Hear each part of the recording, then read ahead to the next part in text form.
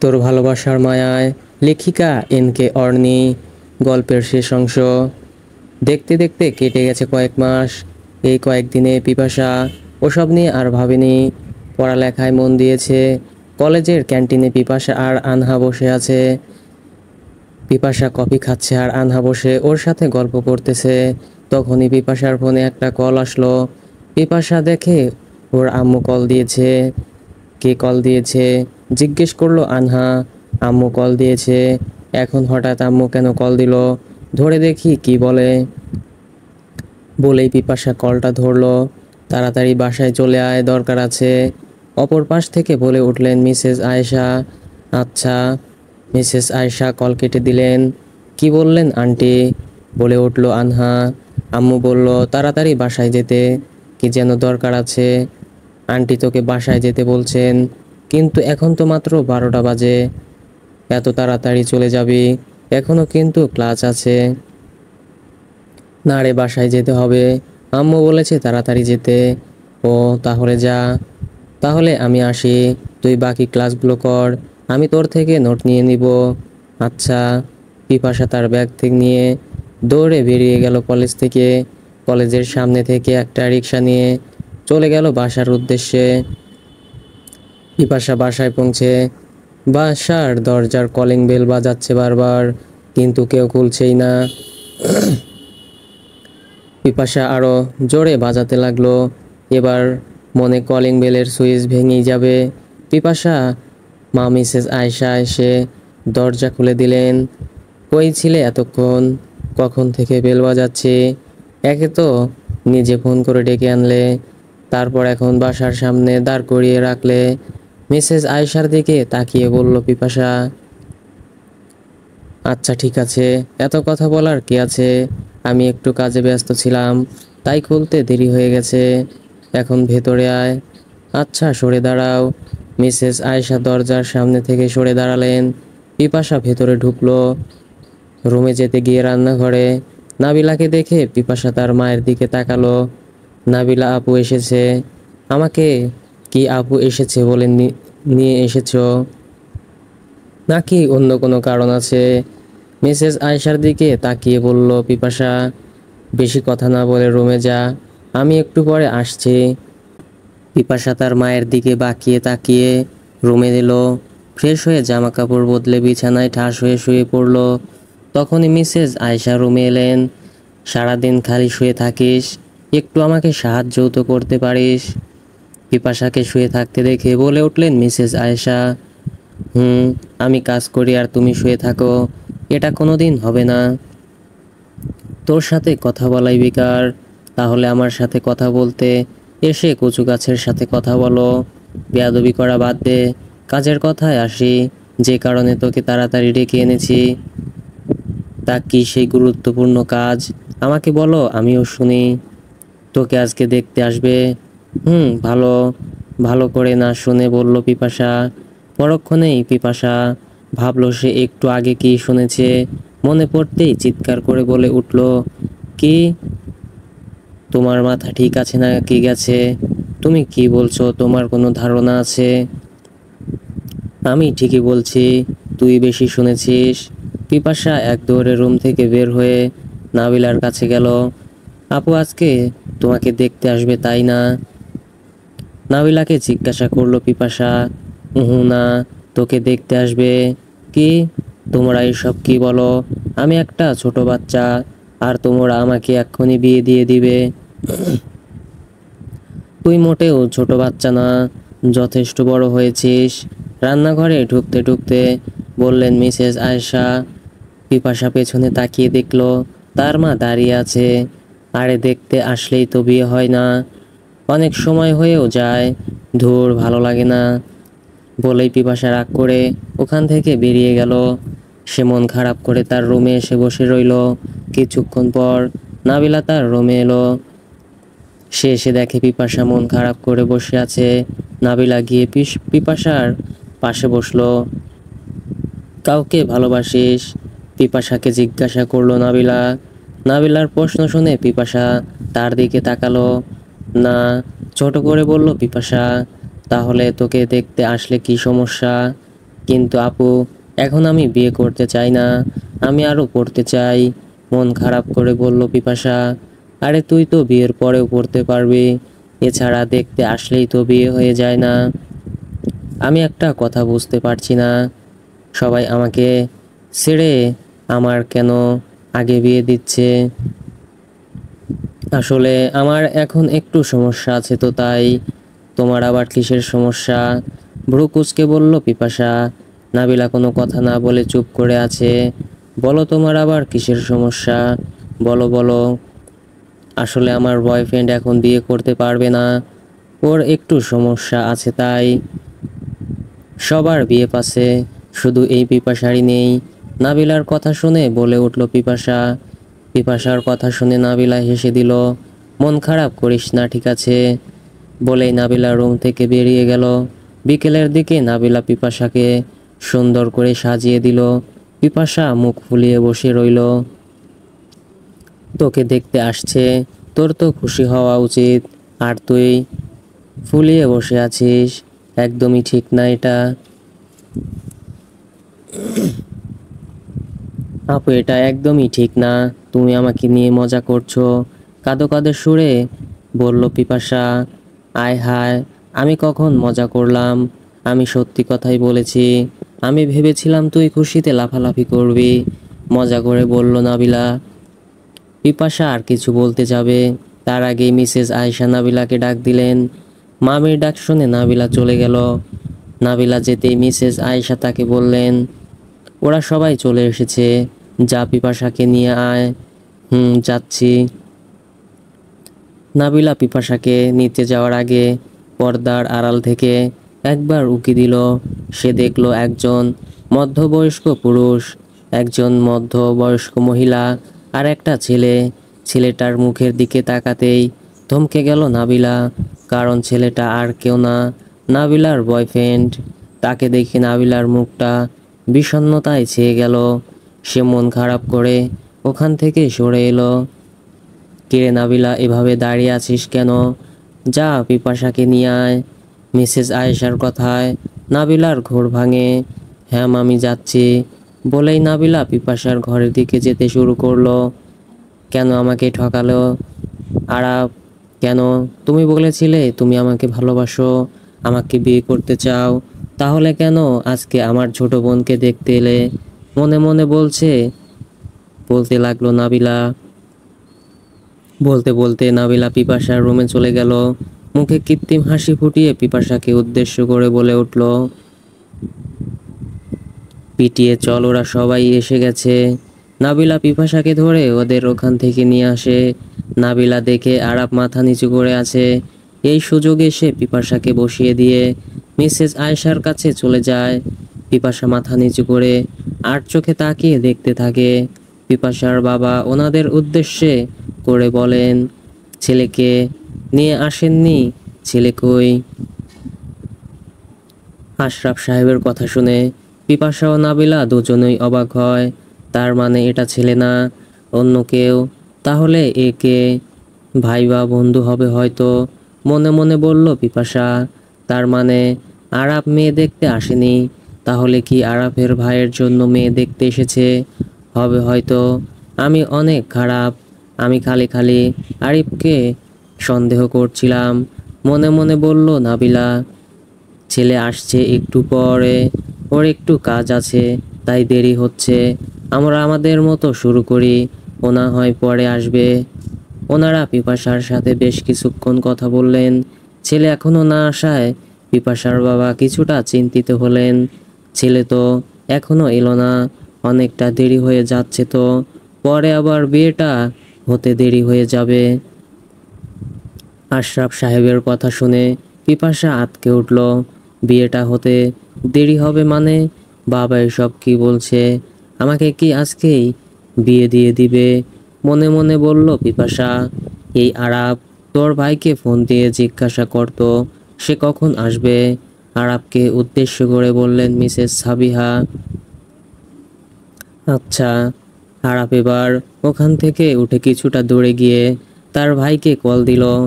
আরাপ তার ভাইয়ের সাথে কথা বলে আসতে যাবে, তখনই তার চোখ পড়ল দূরে দাঁড়িয়ে থাকা নাবিলার দিকে মাথা নিচু করে থাকায় সে এতক্ষণ তাকে দেখেনি। নাবিলার চোখে চোখ পড়তেই তার মুখ লাল হয়ে এলো। সে আবার মাথা নিচু করে বসে পড়ল। ভাইয়া এসেছে, সে নিচে চলে এসেছে, আমি এখনই চলে আসবে। আরাফের কথা শুনে আশরাফ সাহেব কিছুটা স্বস্তির নিঃশ্বাস ছাড়লেন। কলিং বেলের আওয়াজ পেতেই মিসেস আয়েশা এসে দরজা খুলে দিলেন। একটা ছেলে ভেতরে ঢুকে এলো। মিসেস সাবিহা তার দিকে তাকিয়ে বললেন, ওই তো আমার ছেলে স্পর্শ চলে এসেছে। পিপাসা মনে মনে বেশ কয়েকবার নামটা বলল। সে ছেলেটাকে দেখার জন্য দরজার দিকে তাকালো। সে দেখলো ছেলেটা চুলের একপাশে সিথি করে এসেছে, চোখের মোটা ফ্রেমের কালো রঙের চশমা। তাকে দেখতেই পিপাসার মুখ কুঁচকে এলো। এ তো দেখি পুরাই ক্যাবলাং কান্ত, নামের সাথে এর চেহারার কোনো মিল নেই। তাই একে একটা নাম দিতে হবে, কিন্তু একে কি নাম দেওয়া যায়? পেয়েছি, মিস্টার ক্যাবলাকান্ত। খুব সুন্দর নাম, এর সাথে এটাই যায়। কিন্তু শেষে কিনা এই ক্যাবলাকান্তর সাথে আমার বিয়ে হবে। কাভি নেহি, এটা হতে পারে না পিপাসা, তোর তো কপালই খারাপ। মনে মনে বলতে লাগলো পিপাসা। পিপাসা যাও, স্পর্শকে তোমার রুমে নিয়ে যাও। বাবার কথা শুনে পিপাসা ভাবনার জগৎ থেকে ফিরে এলো। স্পর্শকে তার রুমে নিয়ে যেতে একদমই ইচ্ছে করছে না, কিন্তু বাবার উপর সে কথাও বলতে পারবে না। ছোট করে বলে উঠল পিপাসা। বলেই পিপাসা উঠে দাঁড়িয়ে তার রুমের দিকে যেতে শুরু করলো, আর স্পর্শ তার পেছন পেছন যেতে লাগলো। পিপাসা তার রুমে ঢুকলো, স্পর্শ তার পেছনে পেছনে রুমের সামনে এসে দাঁড়ালো। সে দরজায় দাঁড়িয়ে পিপাসাকে দেখতে লাগলো। এতক্ষণ ভালো করে দেখতে পারেনি, তাই হা করে তাকিয়ে আছে। স্পর্শ পিপাসার দিকে তাকিয়েই ভেতরে ঢুকলো। সে পিপাসার দিকে এগিয়ে আসতে গেল, কিন্তু তার সামনে যে পিপাসার পড়ার টেবিল আছে সেটা সে খেয়ালই করেনি। তো সে একটু সামনে এগিয়ে যেতেই ঠাস করে পড়ার টেবিলের তাকের সাথে ধাক্কা খেল। হঠাৎ ধাক্কা খাওয়ায় তার ঘোর ভেঙে গেল। তার আর এই অবস্থা দেখে পিপাসা খিলখিল করে হেসে উঠল। স্পর্শ এক দৃষ্টিতে সেই হাসি দেখছে। স্পর্শের চোখে চোখ পড়তেই পিপাসা হাসি থামিয়ে দিল। তবুও সে মুখ টিপে হাসতে লাগলো।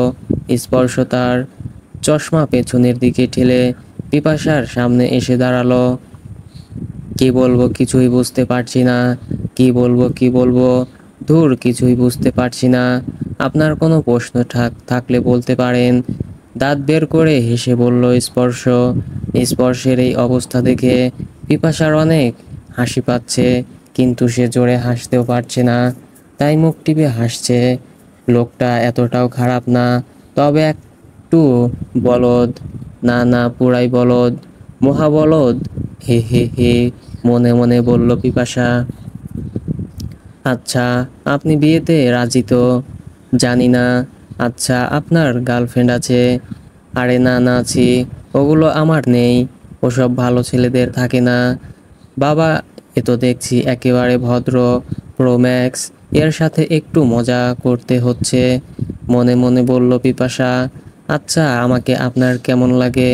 মজা করে বলল পিপাসা। অনেক ভালো। স্পর্শ আরো কিছু বলতে যাবে, তার আগেই রুমের দরজায় নক করে নাবিলা বলল, তোদের বাইরে যেতে বলেছে। আর কত কথা বলবি দুজনে, বাকি কথা পরে বলিস। আচ্ছা। পিপাসা এবার স্পর্শের দিকে তাকালো। স্পর্শের লজ্জায় মুখ লাল হয়ে আছে। আরে, এ তো দেখি মেয়েদের মতো লজ্জা পায়, মনে মনে বলল পিপাসা। স্পর্শ আর পিপাসা বাইরে চলে গেল। তাদের আসতে দেখে আশরাফ সাহেব বলে উঠলেন, তাহলে এবার বিয়েটা সেরে নেওয়া যাক। আশরাফ সাহেবের কথা শুনে পিপাসার মাথায় বাজ ভেঙে পড়ল। বাবা এসব কি বলছে? আজকেই আমাকে বিয়ে দিয়ে দিবে নাকি? না, আমি এখনই বিয়ে করতে চাই না। এখন কি করব আমি কিছুই বুঝতে পারছি না, মনে মনে বলতে লাগলো পিপাসা। নাবিলা, যা পিপাসার সাজিয়ে নিয়ে আয়। আচ্ছা মামা, মিষ্টি হেসে বলল নাবিলা। কারো মিষ্টি কণ্ঠ শুনে আরাপ মুখ উপরে তুলে দেখে এটা তার প্রিয়সীর গলা। সে একবার তাকিয়ে আবার মাথা নিচু করে নিল। উফ, নাবিলা ভাবির কাজিন, আমি তো এটা জানতামই না। আমি তো একবারও ভাবির দিকে তাকাইনি, তাই জানতেও পারিনি ভাবি নাবিলার সেই পিচ্চি কাজিন। মনে মনে বলল আরাপ। নাবিলা পিপাসা নিয়ে তার রুমে চলে এলো। পিপাসার মুখ ফাটা বেলুনের মতো চুপসে আছে। কি হয়েছে পিপাসা, মুখটা এমন করে রেখেছিস কেন? পিপাসার দিকে তাকিয়ে বলল নাবিলা। আপু, আমি এখন বিয়ে করতে চাই না। প্লিজ আপু, কিছু করো। আমি এখনই বিয়ে করতে চাই না, আমি আরো পড়তে চাই, অস্থির হয়ে বলে উঠল পিপাসা। ওনারা বলেছে যে তোকে বিয়ের পরেও পড়াবে, তুই চিন্তা করিস না। সবাই প্রথমে এই কথাই বলে, পরে গিয়ে বলে এত পড়ে কি হবে। আমি বিয়ে করতে চাই না, আমি পড়তে চাই। তাছাড়া আমি এই ক্যাবলাকান্তকে আমি বিয়ে করব না। কাঁদো কাঁদো স্বরে বলল পিপাসা। ক্যাবলাকান্ত? অবাক হয়ে বলল নাবিলা। হ্যাঁ, ক্যাবলাকান্ত। আমি নাম দিয়েছি ওই লোকটার। আসলে ওনার নামের সাথে ওনার মিল নেই, তাই আমি ওই নাম দিয়েছি সুন্দর না। পিপাসার কথা শুনে নাবিলা মাথায় হাত দিল। একটু পরে ওই লোকটার সাথে তোর বিয়ে, আর তুই এখন এসব বলছিস? আর দেরি করিস না, চল তোকে তৈরি করে দেই। বেশি দেরি হলে মামা রাগ করবে। আপু প্লিজ, আমি বিয়ে করব না। প্লিজ আপু, তুমি সবাইকে বোঝাও। কে কাকে বোঝাবে? রুমে ঢুকতে ঢুকতে বললেন মিসেস আয়েশা। পিপাসা ও নাবিলা দরজার দিকে তাকিয়ে দেখে মিসেস আয়েশা দাঁড়িয়ে আছে। পিপাসা ওর মায়ের সামনে গিয়ে দাঁড়ালো। আম্মু, তুমি প্লিজ বাবাকে বোঝাও যে আমি বিয়ে করব না, আমি এখন বিয়ে করতে চাই না। দেখ মা, প্লিজ বিয়েটা করে নে। আমি জানি তুই এখন বিয়ে করতে চাস না, তুই আরো পড়তে চাস। ওনারাও বলেছে তোকে আরো পড়াবে, তাই বলছি তুই আর না করিস না।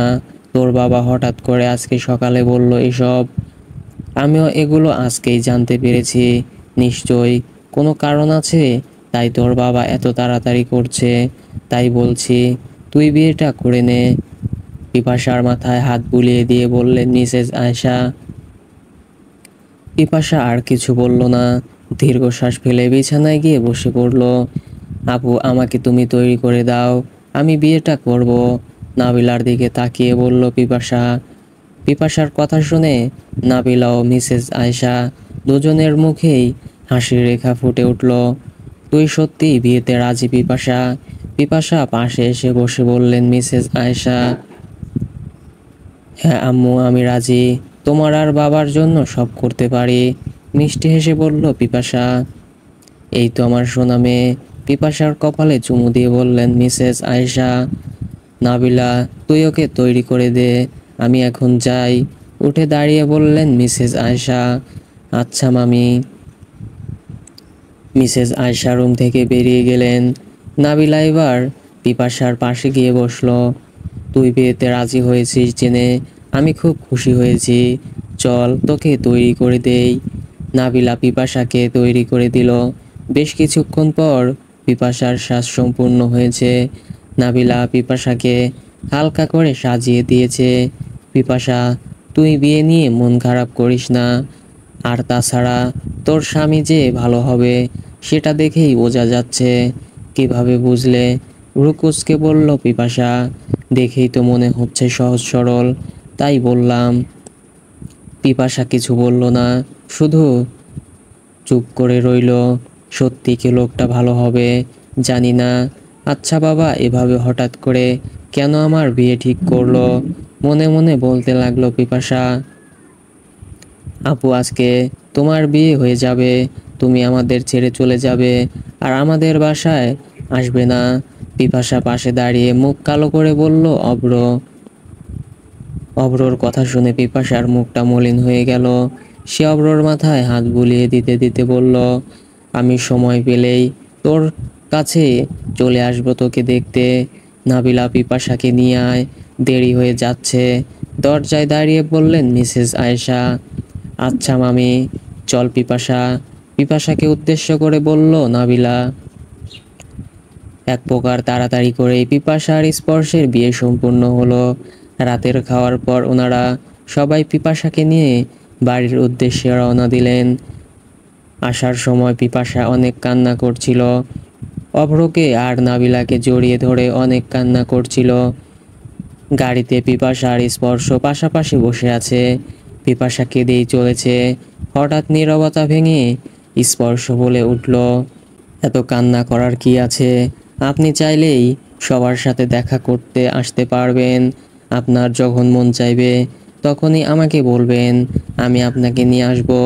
দরকার হলে কলেজ থেকে আসার সময় মাঝে এখানে এসে ঘুরে যাবেন, কিন্তু প্লিজ কাঁদবেন না। স্পর্শের কথা শুনে পিপাসা তার দিকে মুখ তুলে তাকায়। পিপাসা তাকাতেই স্পর্শ তার দিকে মিষ্টি হেসে তাকায়। পিপাসা এবার চোখ নামিয়ে নেয়, দুই হাত দিয়ে চোখের পানি মুছে নেয়। লোকটা সত্যিই অনেক ভালো। বাবা সব সময় আমার জন্য ভালোটাই পছন্দ করে, মনে মনে বলল পিপাসা। বেশ কিছুক্ষণ পর পিপাসাদের গাড়ি একটা বাড়ির সামনে এসে থামলো। পিপাসাকে বাড়ির ভেতরে নিয়ে যাওয়া হলো। পিপাসা নিয়ম পালনের পর পিপাসার মিসেস সাবিহা পিপাসাকে একটা রুমের সামনে নিয়ে এলেন। এখন থেকেই এটাই তোমার ঘর। হঠাৎ করে বিয়ে হয়েছে তো, তাই রুমটা সাজানো হয়নি। তুমি কিছু মনে করো না। না, আমি কিছু মনে করিনি, ছোট করে বলল পিপাসা। রুমের ভেতরে চলে যাও। জি, ব্যাপারটা বুঝতে পারলাম না, উনি ভেতরে কেন ঢুকলেন না? যাই হোক, আমি ভেতরে যাই, মনে মনে বলল পিপাসা। পিপাসা ভেতরে ঢুকলো। রুমটা খুব সুন্দর করে গোছানো। এক পাশে একটা বড় বুক সেলফ। হঠাৎ পিপাসার চোখ গেল বিছানার দিকে। বিছানার মাঝখানে ফুল দিয়ে বড় একটা লাভ আঁকা, আর তার দুই পাশে তার আর স্পর্শের নামের প্রথম অক্ষর দেওয়া। আচ্ছা, উনি তো বললেন রুম সাজাতে পারেনি, তাহলে এটা কি? পরে কি কেউ সাজিয়েছে হবে হয়তো। এসব নিয়ে চিন্তা বাদ দেই, মনে মনে বলল পিপাসা। পিপাসা আরো ভালো করে চারপাশ দেখতে লাগলো। স্পর্শ তার রুমের সামনে দাঁড়িয়ে আছে। তখন পাশ থেকে আরাব বলে উঠল, ভাইয়া, রুমটা হালকা করে সাজিয়ে দিয়েছি, তুমি যেভাবে বলেছিলে সেইভাবেই সাজিয়েছি। খুব ভালো কাজ করেছিস, গম্ভীর স্বরে বলল স্পর্শ। আচ্ছা ভাইয়া, তাহলে আমি আসি। আচ্ছা, যা। পিপাসা রুমের সাথে থাকা বারান্দার দিকে যাচ্ছিল। হঠাৎ সে খট করে একটা আওয়াজ শুনলো। নিশ্চয়ই এই ব্যালকনিটায় আসছে। হি হি হি, মনে মনে বলল পিপাসা। পিপাসা বিছানায় বসতে যাবে, তার আগে স্পর্শ চলে এলো। তাই সে আর বিছানায় বসলো না, সে স্পর্শের সামনে গিয়ে দাঁড়ালো। তাকে সালাম করতে যাবে, ঠিক তখনই স্পর্শ তার হাত ধরে ফেললো। আরে আরে, কি করো এসব? পায়ে কেন হাত দিচ্ছ? এসব সালামের কোনো দরকার নেই। স্পর্শের মুখে তুমি ডাক শুনে পিপাসার বুকটা ধক করে উঠল। সে নিজেকে সামলে সোজা হয়ে দাঁড়ালো। সরি, তুমি বলে ফেললাম, সমস্যা নেই, আমি আপনার অনেক ছোট, তাই তুমি করেই বলবেন, ছোট করে বলল পিপাসা। আচ্ছা, ঘর সেভাবে সাজাতে পারিনি, আরাবকে বলেছিলাম বেডে একটু ফুল দিতে, এটাই শুধু করতে পেরেছে। তুমি কিছু মনে করো না। না, সমস্যা নেই। তার মানে ওনার ছোট ভাই সাজিয়েছে? আচ্ছা, একটা কথা বুঝলাম না, আমি এমন তো করছি না কেন? মনে মনে বলল পিপাসা। দাঁড়িয়ে আছো কেন? যাও, ফ্রেশ হয়ে এসো, বিশ্রাম নাও, নিশ্চয়ই তুমি অনেক ক্লান্ত। পিপাসা কিছু বলল না। ও একটা থ্রি পিস নিয়ে ওয়াশরুমে চলে গেল। স্পর্শর যাওয়ার দিকে তাকিয়ে একটা মুচকি হাসলো। নিজের রুমের বিছানায় শুয়ে শুয়ে আজকে বিকেলের কথা ভাবছে আরাপ। এভাবে নাবিলাকে সে দেখতে পাবে আশা করেনি। নাবিলার কথা ভাবতেই তার ঠোঁটের কোণে মুচকি হাসি ফুটে উঠল। এভাবে ভাবির বাসায় ওকে দেখতে পাবো ভাবতেও পারিনি। আচ্ছা, ওকে একটা কল দিলে কেমন হয়? নিজে নিজেকে বলল আরাপ। আরাপ তার পাশ থেকে ফোন তুলে নাবিলাকে কল দিল। কি এতক্ষণে আমাকে মনে পড়লো? ফোনের অপর পাশ থেকে বলে উঠল নাবিলা, আরে তোমাকে যে ভাবির বাসায় দেখতে পাবো আমি জানতামই না। আমি তো প্রথমে তোমাকে খেয়ালই করিনি। মাথা নিচু করে বসে থাকলে দেখতে পারবে কিভাবে? আচ্ছা, তুমি মাথা নিচু করেছিলে কেন? লজ্জা পাচ্ছিলে নাকি? হাসতে হাসতে বলল নাবিলা, আরে লজ্জা পাইনি।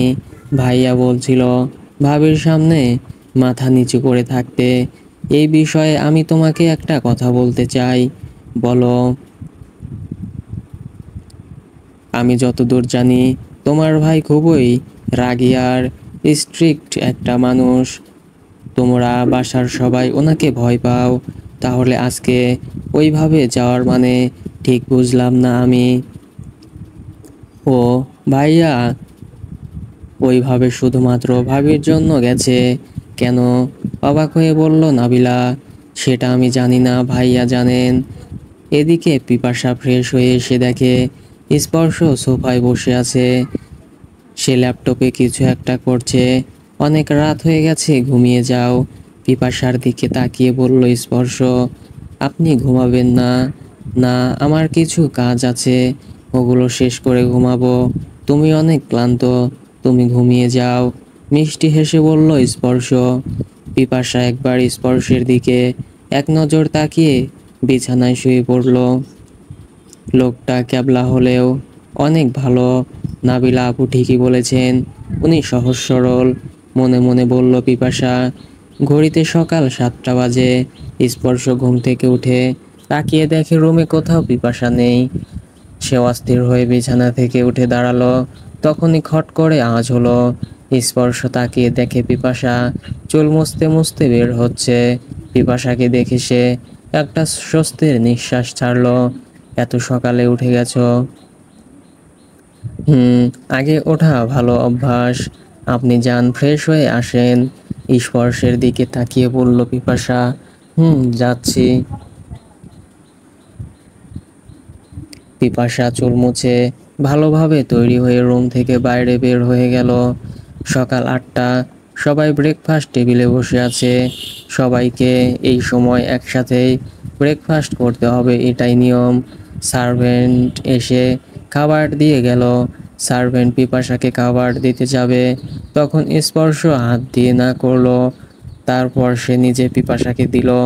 আপনি খাবেন না? না, আমি অন্য জিনিস খাবো। তখনই একজন স্পর্শের সামনে এক বাটি মাংস নিয়ে এলো।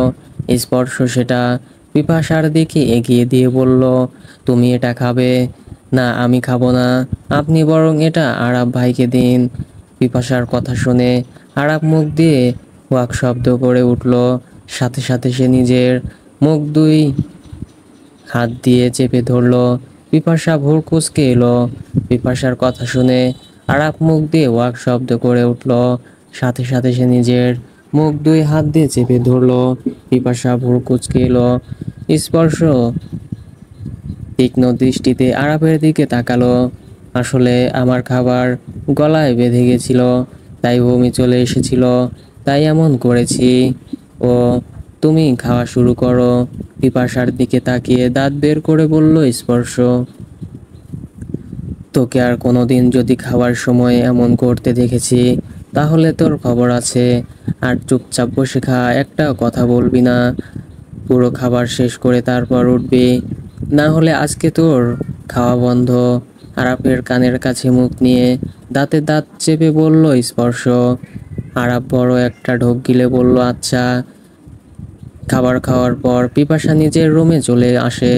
সেভাবে চুপচাপ থাকতে খুবই বিরক্ত লাগছে। তখনই রুমে স্পর্শ এলো। বিরক্ত লাগছে? পিপাসার দিকে তাকিয়ে বলল স্পর্শ, খুবই বিরক্ত লাগছে। আচ্ছা, আপনার রুমে টিভি নেই? আমি কার্টুন দেখতাম একটু। আসলে আমি তেমন একটা টিভি দেখি না তো, তাই আমার রুমে টিভি নেই। বসার রুমে আছে তো, তুমি ওখানে গিয়ে দেখতে পারো। তাছাড়া আমি কালকের মধ্যে রুমে একটা টিভি লাগানোর ব্যবস্থা করব। না, ওখানে যাব না, থাক, এভাবেই ভালো আছি। আচ্ছা তাহলে আমার ল্যাপটপে কার্টুন দেখবে? সত্যিই? খুশি হয়ে বলল পিপাসা। হ্যাঁ দেখো, সমস্যা নেই। মিষ্টি হেসে বলল স্পর্শ। পিপাসা স্পর্শের ল্যাপটপ নিয়ে কার্টুন দেখতে লাগলো। আজকে বিকালে তোমার বই এনে দিব বাসা থেকে, কাল থেকে কলেজে যাবে, কলেজ বাদ দিয়ে দিলে পড়াশোনায় পিছিয়ে যাবে। পিপাসার দিকে তাকিয়ে বলল স্পর্শ। আচ্ছা, মাথা নাড়িয়ে বলল পিপাসা। স্পর্শ রুম থেকে বেরিয়ে আরাফের রুমে গেল। সে আরাফের রুমে ঢুকে সোফায় বসে কলম ঘোরাতে লাগলো। তাকে দেখে আরাফ একটা ঢোক গিলল। ভাইয়া সরি, ভাইয়া আমাকে প্লিজ ক্ষমা করে দাও। তখন অমন না করলেই চলছিল না তোর। পিপাসা যদি কিছু বুঝে যেত তাহলে আমি যে তোকে কি করতাম। দাঁতে দাঁত চেপে বলল স্পর্শ। আসলে আমার ওগুলো দেখে বমি চলে আসছিল, তারপর ভাবি আবার খাওয়ার কথা বলল তো তাই। কেন বমি কেন আসবে? নিজেকে দেখে তোর বমি আসে, নিজেকে দেখে যদি বমি না আসে তাহলে ওটা দেখেও আসার কথা না।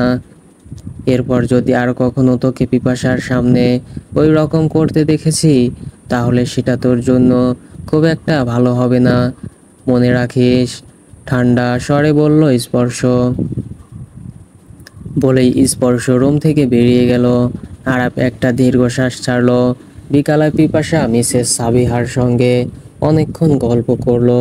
তারপর সন্ধ্যার দিকে স্পর্শ পিপাসার বাসা থেকে তার বইগুলো এনে দিল।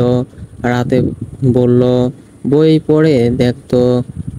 পরদিন সকালে পিপাসা ব্রেকফাস্ট করে কলেজে গেল। স্পর্শই পিপাসাকে কলেজে নামিয়ে দিয়ে এলো। পিপাসা কলেজে গিয়ে দেখলো আনহা এখনো আসেনি। সে ক্লাসরুমে বসে আনহার জন্য অপেক্ষা করতে থাকলো। কিছুক্ষণ পর আনহা এলো। কিরে আজকে এত তাড়াতাড়ি চলে এলি যে? পিপাসার পাশে বসতে বসতে বলল আনহা। আমার বর দিয়ে গেছে তো তাই তাড়াতাড়ি হয়েছে। দাঁত বের করে হেসে বলল পিপাসা। পিপাসার কথা শুনে আনহা ভাবলো ও মজা করছে। আচ্ছা, তাহলে আমাকে জিজুর সাথে পরিচয় কেন করালি না?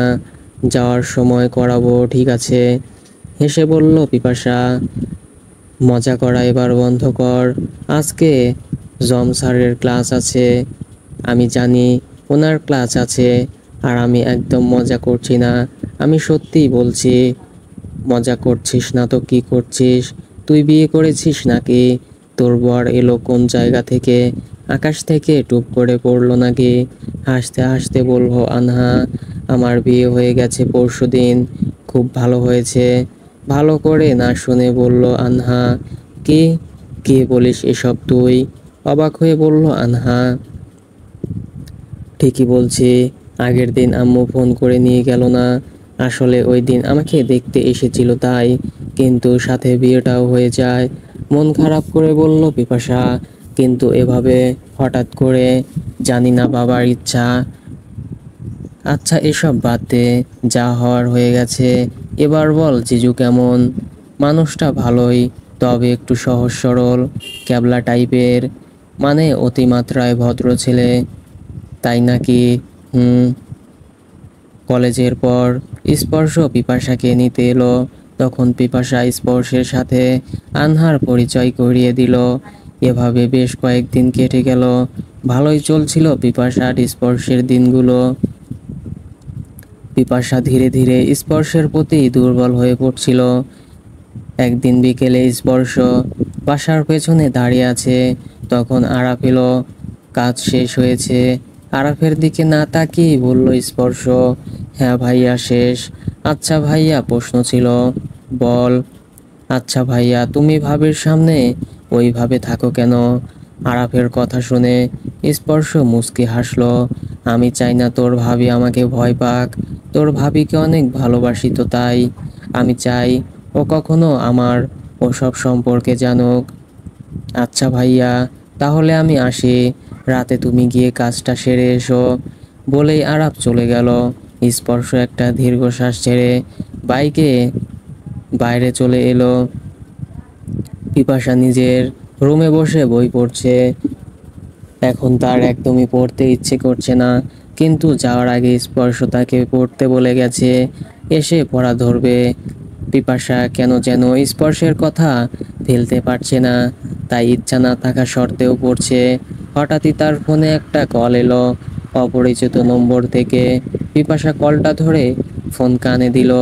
পিপাসা কল ধরে ফোন কানে দিল। আপনার স্বামীকে স্পর্শকে আপনি যেমন দেখছেন ও মোটেও তেমন নয়। ও আপনার সামনে সহজ সরল সেজে থাকে, কিন্তু ও মোটেও অমন নয়। ফোনের অপর পাশের ব্যক্তি কে আপনি? আর আমার স্বামী সম্পর্কে বাজে মন্তব্য করার আপনি কে? আপনি বলবেন আর আমি বিশ্বাস করব?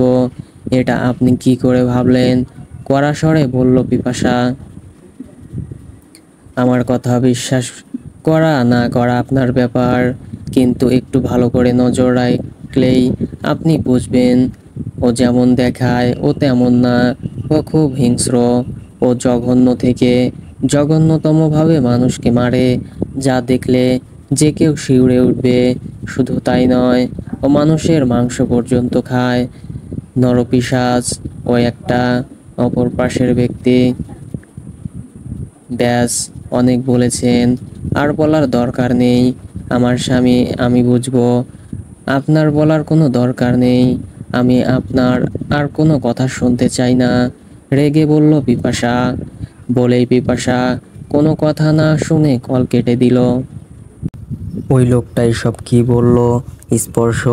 না না, উনি এমন না, উনি অনেক ভালো। আমি ওই অপরিচিত লোকটার কথা শুনে আমার স্বামীকে অবিশ্বাস করছি। নিজেই নিজেকে বলল পিপাসা।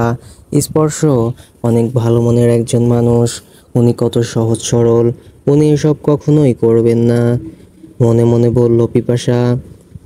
পিপাসা ওই কথাগুলো বলার চেষ্টা করছে, কিন্তু বারবার ওগুলো মাথায় আসছে। সন্ধ্যায় স্পর্শ বাসায় এলো। পিপাসাকে মন খারাপ করতে দেখে তার কিছুটা সন্দেহ হলো। কিছু কি হয়েছে তোমার? এমন দেখাচ্ছে কেন? কই না তো। হাসার চেষ্টা করে বলল পিপাসা। আচ্ছা, নিশ্চয় কিছু হয়েছে, না হলে ওকে এমন দেখাচ্ছে কেন? আমাকে বিষয়টা জানতে হচ্ছে, মনে মনে বলল স্পর্শ। রাতে পিপাসা ঘুমিয়ে আছে। স্পর্শ অফিসের কাজ শেষে বিছানায় শুতে যাবে, তখনই তার চোখ যায় পিপাসার ফোনের দিকে। পিপাসার মন খারাপের কারণেই ফোন হয় নয়তো। একবার দেখতে হচ্ছে। ফোনের দিকে তাকাইয়ে মনে মনে বলল স্পর্শ। স্পর্শ ফোন হাতে নিল। সে কল লিস্টে চেক করে দেখলো যে নম্বর থেকে কল এসেছে সেটা সেভ করা নেই। এই নম্বরে নিশ্চয়ই কোনো ঝামেলা আছে। পাশে দেখা যাচ্ছে কল রেকর্ড করা হয়েছে, একবার শুনতে হচ্ছে, মনে মনে বলল স্পর্শ। স্পর্শ তার টেবিল থেকে ইয়ারফোন নিয়ে এলো। এরপর ওটা লাগিয়ে রেকর্ডটা শুনলো। রেকর্ডটা শুনে স্পর্শের চোয়াল শক্ত হয়ে এলো। সে একটা মুচকি হাসি হেসে পিপাসার ফোন আর ইয়ারফোন জায়গায় রেখে দিল। স্পর্শ তার ফোন নিয়ে উঠে বারান্দায় চলে গেল। আমি তোর ফোনে একটা নম্বর মেসেজ করে দিব, ওটা সম্পর্কে সব ডিটেলস আমাকে দিবি। ফোন কানে নিয়ে বলল স্পর্শ। আচ্ছা ভাইয়া। স্পর্শ একটা বাঁকা হাসি দিয়ে শুয়ে পড়ল। এক সপ্তাহ পর রাতে পিপাসা আর স্পর্শ ঘুমিয়ে আছে। হঠাৎ স্পর্শ বিছানা থেকে উঠে বসলো। ঘুমন্ত পিপাসার দিকে তাকিয়ে একবার ভালো করে চোখ বুলিয়ে নিল। না, পিপাসা গভীর ঘুমে আচ্ছন্ন। আমাকে এক্ষুনি বের করতে হবে, মনে মনে বলল স্পর্শ। স্পর্শ দ্রুত উঠে তৈরি হয়ে রুম থেকে বেরিয়ে গেল। স্পর্শ রুম থেকে বের হওয়ার সাথে সাথেই পিপাসা উঠে বসলো। এত রাতে উনি কোথায় যাচ্ছেন? না দেখতে হচ্ছে তো ব্যাপারটা, মনে মনে বলল পিপাসা। বলেই পিপাসা বিছানা থেকে নেমে বাইরে বের হয়ে গেল। সে লুকিয়ে লুকিয়ে স্পর্শকে অনুসরণ করতে লাগলো। সে দেখলো স্পর্শ বাড়ি থেকে বের হয়ে যাচ্ছে। পিপাসা ধীর পায়ে হেঁটে স্পর্শের পেছনে যেতে লাগলো। জনমানবহীন রাস্তায় স্পর্শ হেঁটে চলছে আর তাকে অনুসরণ করছে পিপাসা। স্পর্শ একটা গোডাউনের মতো জায়গায় ভেতরে ঢুকে গেল। এত রাতে এখানে কেন এসেছি স্পর্শ? ভেতরে গিয়ে দেখি একবার, দূর থেকে দাঁড়িয়ে বলল পিপাসা। পিপাসা গোডাউনটার ভেতরে ঢুকলো। এই অন্ধকার গোডাউনে স্পর্শ কেন এলো এত রাতে? সামনে যেতে যেতে মনে মনে বলল পিপাসা। একটা রুমের সামনে গিয়ে পিপাসা স্পর্শের পেছন অংশ দেখতে পেল। সে দরজার আড়ালে লুকিয়ে ভেতরে উকি দিল। ভেতরে তাকিয়ে পিপাসা যা দেখলো তাতে যে স্তব্ধ হয়ে গেল। সে দেখল ভেতরে একটা লোককে বেঁধে রাখা হয়েছে। তার স্পর্শ তার সামনে দাঁড়িয়ে আছে। হঠাৎ সেই স্পর্শের কণ্ঠ শুনতে পেল। তাহলে তুই পিপাসাকে কল দিয়ে আমার বিষয়ে বলেছিস, তাই না? লোকটার দিকে তাকিয়ে ঠান্ডা স্বরে বলল স্পর্শ। হ্যাঁ, আমি বলেছি। বলবো না কেন? তুই যে তোর বউয়ের সামনে ভালো মানুষের মুখোশ পরে থাকিস সেটা ওর জানা দরকার। বলেই লোকটা ফিক করে হেসে দিল। সেটা দেখে স্পর্শ খুবই রেগে গেল। সে ওখানে থাকা অনেকগুলো রডের মধ্যে থেকে ছোট দুটো রড হাতে তুলে নিল। সে আর অপেক্ষা না করে লোকটার দুটো রড ওই লোকটার চোখ বরাবর গেঁথে দিল। লোকটা ব্যথায় চিৎকার করে উঠল। পিপাসা এতক্ষণ মনোযোগ দিয়ে পুরোটা দেখছিল। এই দৃশ্য দেখে সে আর নিজেকে সামলাতে পারল না, ভয়ে চিৎকার করে উঠল। হঠাৎ দরজার দিক থেকে চিৎকার আসা স্পর্শ পেছন দিকে তাকায়। দরজার কাছে পিপাসাকে দাঁড়িয়ে থাকতে দেখে স্পর্শ খুব ভয় পেয়ে যায়। জান, তুমি এখানে কি করছো? পিপাসার দিকে তাকিয়ে ঢোক গিলে বলল স্পর্শ।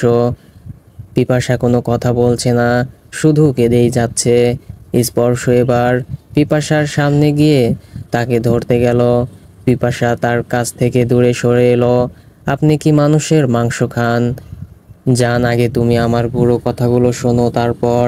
অস্থির হয়ে বলে উঠল স্পর্শ। আগে আপনি আমার প্রশ্নের উত্তর দিন। স্পর্শকে বলতে না দিয়ে বলে উঠল পিপাসা। হ্যাঁ, খাই। স্পর্শের কথা শুনে পিপাসার মাথা চৎকর দিয়ে উঠল। ও প্রায় বমি চলে এলো। ও নিজের এক হাত দিয়ে মুখ চেপে ধরে নিজেকে স্বাভাবিক করলো। স্পর্শকে ধরতে চাইলো, কিন্তু পিপাসা তাকে বাধা দিল। পিপাসা, আমার কথাটা শোনো, অস্থির হয়ে বলল স্পর্শ। আমি আর কোনো কথা শুনতে চাই না। বলেই পিপাসা কাঁদতে কাঁদতে ওখান থেকে দৌড়ে বেরিয়ে গেল। স্পর্শ পেছন থেকে বেশ কয়েকবার ওকে ডাকলো, কিন্তু ও শুনলো না। তোরা এর খেয়াল রাখ, আমি আসছি। স্পর্শ তার লোকদের উদ্দেশ্য করে বলল। স্পর্শ দ্রুত ওখান থেকে বেরিয়ে গেল। না, পিপাসাকে বোঝাতে হবে পুরোটা যে করেই হোক। ও যদি আমাকে ছেড়ে চলে যায়, না, এটা হতে দেওয়া যাবে না। পিপাসা শুধু আমার, ও আমাকে ছেড়ে কোথাও যেতে পারে না। ওকে আমি যে করেই হোক নিজের কাছে রাখবো, মনে মনে বলল স্পর্শ। এদিকে পিপাসা ওখান থেকে কাঁদতে কাঁদতে বাসায় চলে এলো। জায়গাটা ওদের বাসা থেকে কাছেই, তাই ওর আসতে সমস্যা হয়নি। পিপাসা বাসায় এসে সোজা রুমে গিয়ে দরজা লাগিয়ে দিল। পিপাসা আর কোনো দিকে না তাকিয়ে বিছানায় গিয়ে শুয়ে শুয়ে কাঁদতে লাগলো। আমার সাথেই কেন এমন হয়? আমি যেই জিনিসটাকে সবচেয়ে বেশি ভয় পাই সেই জিনিসটাই কেন আমার জীবনে ঘটে? আমি খুন, মারামারি, এসব সব সময় ভয় পেতাম। এসব থেকে অনেক দূরে থাকতাম।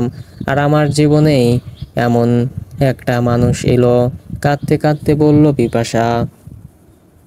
আমি তো ওনাকে সহজ সরল ভেবেছিলাম, কিন্তু উনি এমন। তার মানে ওই লোকটার কথা ঠিক। আমি তো ওনাকে ধীরে ধীরে ভালোবেসে ফেলেছি। হঠাৎ পিপাসা দরজায় ঠক ঠক আওয়াজ শুনলো। ওর আর বুঝতে বাকি রইল না এটাকে। এটা স্পর্শ। পিপাসা, প্লিজ দরজাটা একটু খোলো। আমার পুরো কথাটা একবার শোনো প্লিজ। পিপাসা দরজা খোলো। তুমি ঠিক আছো তো পিপাসা? দরজার ওপাশ থেকে বলল স্পর্শ। স্পর্শের গলার আওয়াজ শুনে পিপাসা কান্না থামিয়ে দুই হাতের উল্টো পিঠ দিয়ে চোখ মুছে নিল। হ্যাঁ, আমি ঠিক আছি। আমাকে একটু একা থাকতে দিন, বিরক্ত করবেন না, গম্ভীর স্বরে বলল পিপাসা। পিপাসার কথা শুনে স্পর্শ কিছু বলতে গিয়েও বলল না। সে মন খারাপ করে বসার ঘরে চলে এলো। মাথায় হাত দিয়ে সোফায় বসে রইল। উফ, এটা আমি কি করে ফেললাম? আমি যদি আর একটু সচেতন হতাম তাহলে পিপাসা এসব কিছুই জানতে পারতো না। সব দোষ আমার, আমি বিষয়টাকে হালকাভাবে নিয়েছি, তাই এসব হয়েছে, আক্ষেপ করে বলল স্পর্শ। স্পর্শ তার কাজের জন্য আক্ষেপ করছে, আর এদিকে পিপাসা বিছানায় শুয়ে চোখের পানি দিয়ে বালিশ ভেজাচ্ছে। সারা রাত দুজনের কেউই ঘুমালো না। পরদিন সকালে আরাপ ঘুম থেকে উঠে বসার ঘরে স্পর্শকে বসে থাকতে দেখে সে অবাক হলো। একরাশ বিস্ময় নিয়ে সে স্পর্শকে ডেকে ওঠে, ভাইয়া। হঠাৎ কারো গলার আওয়াজ শুনে স্পর্শ পেছনে তাকিয়ে দেখে আরাপ দাঁড়িয়ে আছে। ভাইয়া, তুমি এখন এখানে কি করছো? না মানে তুমি তো এই সময়ে এখানে থাকো না। তাই আর কি। পিপাসা আমার বিষয়ে জেনে গেছে। আরাফের কথা শেষ হওয়ার আগেই বলে উঠল স্পর্শ, ভাইয়া তাহলে এখন কি করবে? জানি না, গম্ভীর স্বরে বলল স্পর্শ। বলেই স্পর্শ ওখান থেকে বেরিয়ে গেল। আরাফ এক দৃষ্টিতে স্পর্শের যাওয়ার দিকে তাকিয়ে রইল। স্পর্শ চোখের আড়াল হতেই আরাপ একটা দীর্ঘশ্বাস ছাড়ল। হঠাৎ তার কিছু একটা মনে হলো।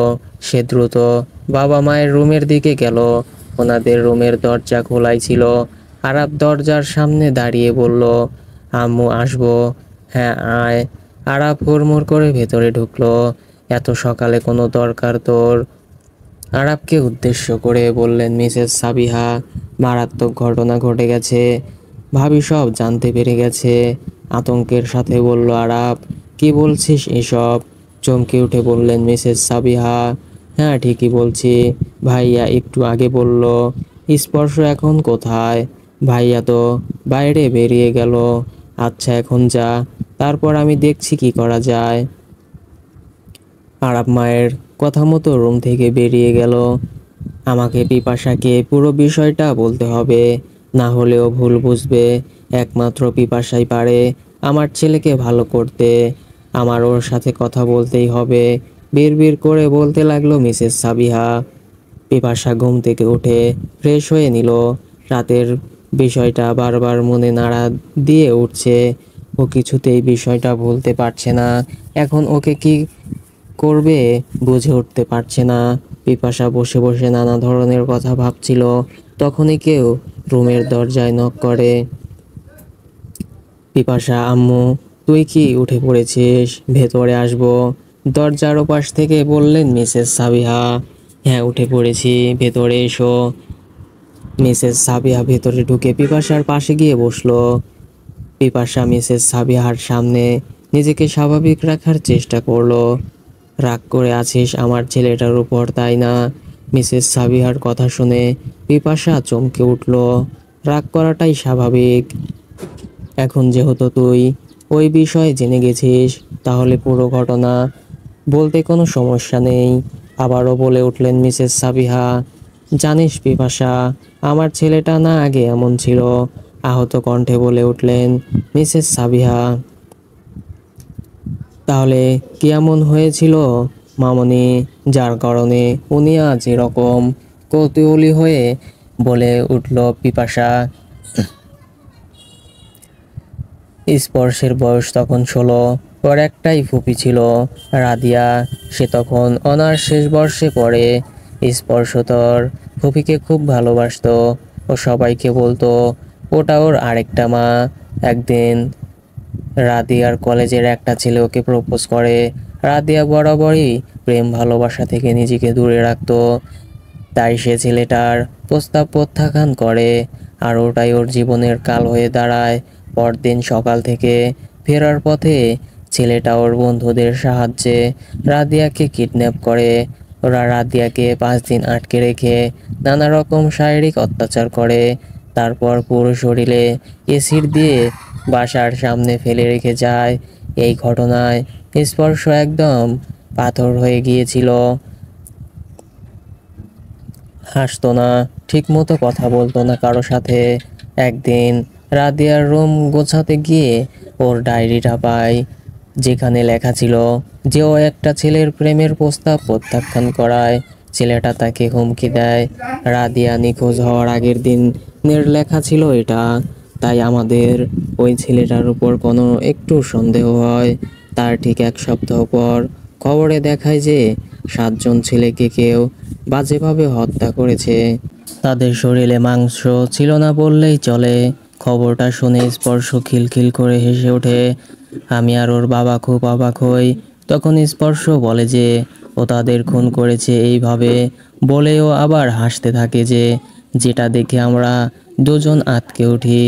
ও আমাদের বলে যে ওরাই রাদিয়ার খুনি, আর তাদের খুনের একটা ভিডিও আমাদের দেখায় যেখানে ওরা সবটা স্বীকার করেছে। ওই দিক থেকেই শুরু হয় স্পর্শের গাল পাগলামি।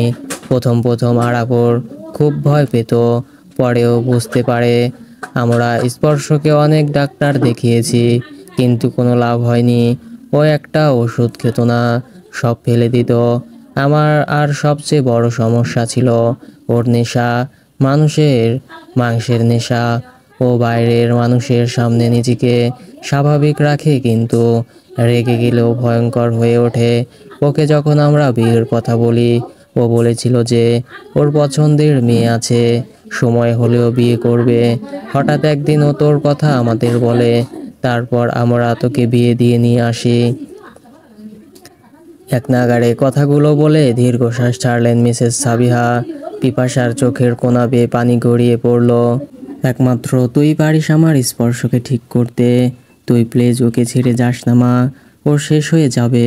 পিপাসার হাত ধরে বললেন মিসেস সাবিহা, তুমি চিন্তা করো না মামনি, আমি আবার ওনাকে আগের মতো করে দিব।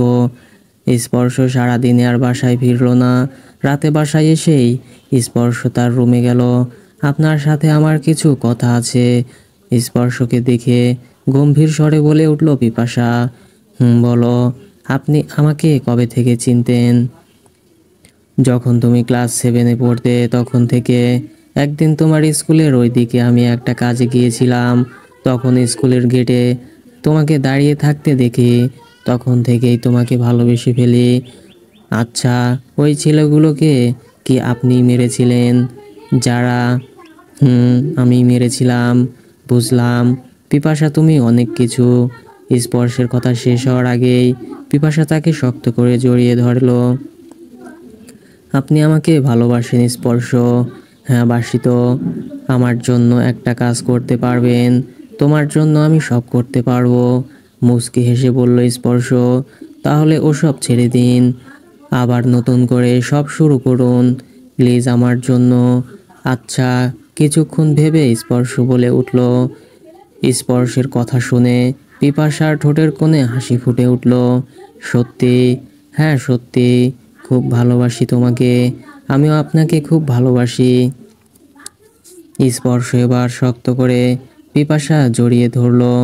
3 বছর পর সারা চুপচাপ খাবার খেয়ে নাও। একদম দুষ্টামি করো না। আমি তো গুড গার্ল, একদম দুষ্টামি করি না। দুষ্টামি তো তুমি করো। কি তবে রে? বলেই পিপাসা সারার পেছনে দৌড়াতে লাগলো। সারা পিপাসার স্পর্শের মেয়ে। স্পর্শ এখন ভালো হয়ে গেছে, আর নাবিলা ওর আরাফের বিয়ে হয়ে গেছে। পিপাসা দৌড়াতে দৌড়াতে স্পর্শের সাথে ধাক্কা খেল। এই যে আরেকজন, যেমন বাবা তেমন মেয়ে। হ্যাঁ, এখন সব দোষ আমার। এখন সামনে থেকে সরো, রাগী দৃষ্টিতে তাকিয়ে বলল পিপাসা। স্পর্শ আর কিছু বলতে যাবে, তার আগেই ও ফোন বেজে ওঠে। ও বাসার বাইরে এসে কলটা ধরে। কলের অপর পাশের লোক কিছু একটা বলে। স্পর্শ আশেপাশে তাকিয়ে বলে ওঠে, আমি রাতে আসব, ততক্ষণ ওকে একটু যত্ন করো। বলেই স্পর্শ কল কেটে একটা বাঁকা হাসে। সো ফ্রেন্ডস, ভুল ত্রুটি ক্ষমার দৃষ্টিতে দেখবেন, এবং গল্পটি কেমন লাগলো অবশ্যই কমেন্ট করে জানিয়ে দিবেন। এবং নিত্য নতুন গল্প দেখতে চাইলে চ্যানেলটি সাবস্ক্রাইব করে রাখুন। এতক্ষণ সাথে থাকার জন্য ধন্যবাদ সবাইকে।